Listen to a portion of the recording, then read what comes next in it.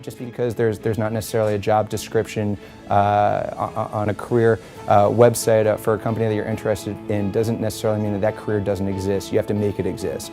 And people are willing to work with you out there to figure out how your skills can be applied to their organization to drive value. I mean, I actually got my internship because 2 students found this internship posting that was not posted here and shared it with me. Even though they were applying for the same role, they were like, no, you should apply too. And clearly gave me a heads up by telling me that this was out there, helped me with the interview prep.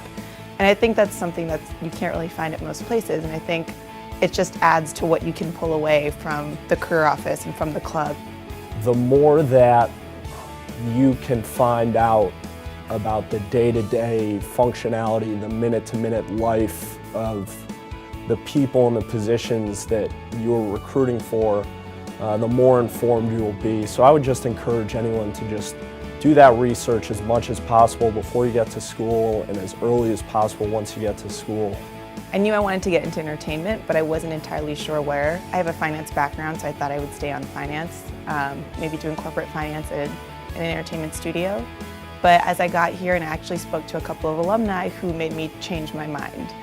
In various discussions about what they did and why I was interested in entertainment, they made me realize that the reason I wanted to go into entertainment was because it was transitioning into the digital world. And so they recommended that I look into digital roles and look into the distribution side, and I did and fell in love with it and ended up interning there.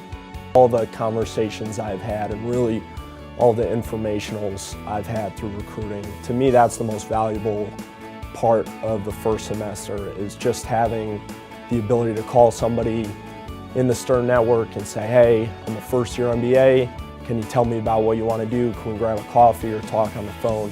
That's where you're really going to learn the most. And over a series of those conversations, I realized that I really wanted to work with people, I wanted to be client-facing, and I wanted to be in a consultative position, but at the same time a kind of interactive position with that client, and have a really day-to-day back and forth with the people I was working for, and that's how I ended up getting into the position that I'll have now for the summer.